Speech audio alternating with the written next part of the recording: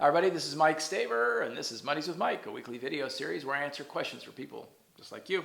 Here's this week's question. Dear Mike, I work for an organization that has extremely high standards for customer service. That's good. If an employee fails to deliver a great customer experience, they are immediately written up. To clarify, we get written up if we fail at any stage of the customer engagement or service, even if the experience of the customer is great overall. What that means is, on a 5-point scale, if 5 is perfect and they give us a 5, but we miss something along the way in the process, we are written up. If one piece is missing, in other words, it's immediate punishment. It wouldn't be so difficult if the reward for perfection was as swift and intense as the punishment. I and most others feel constant anxiety and stress. What is the best way to handle such expectations? You may win the award for the best sentence in a Mondays with Mike question. It wouldn't be so difficult if the reward for perfection was as swift as the punishment. I love that. Well, that's the problem. First of all, with all due respect, your employer's expectations are ridiculous.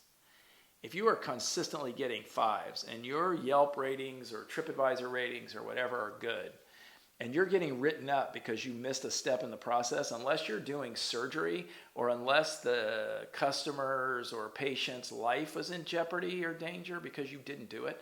Let's say you're a flight attendant and you missed a part of the safety briefing that talks about the oxygen masks, but everybody on the plane says it was the best flight they were ever on.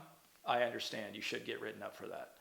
That makes sense. But if you work in a restaurant and you failed to ask me if I wanted sparkling or flat, but I give the restaurant a 5 on my comment card before I leave and you get written up because you didn't ask me for sparkling or flat, that's ridiculous. But the real issue is this, because I don't know what industry you're in. You didn't tell me what industry you're in. But the real issue is this notion of swift to reward is swift to punish. This is such an epidemic in the world. It's this way with parents and teachers and bosses and religions, that we tend to be swifter to punish than we are to reward.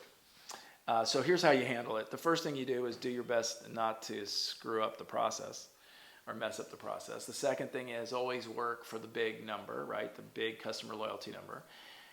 And the third thing is to have a conversation with your boss and say, I accept the swiftness of punishment when we miss the process, a step in the process, because that's the way this organization's built.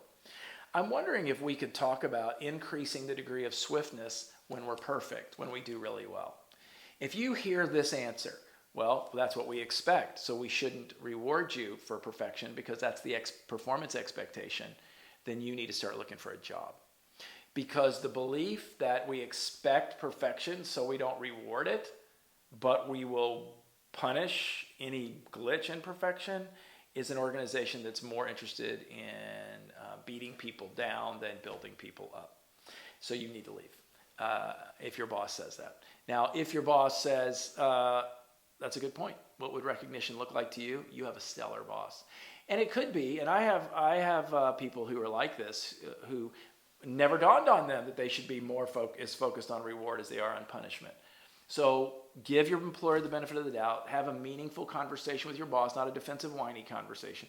Do it after you've had 3 or 4 perfect processes so that it doesn't look like you're just crying over spilled milk because you got written up.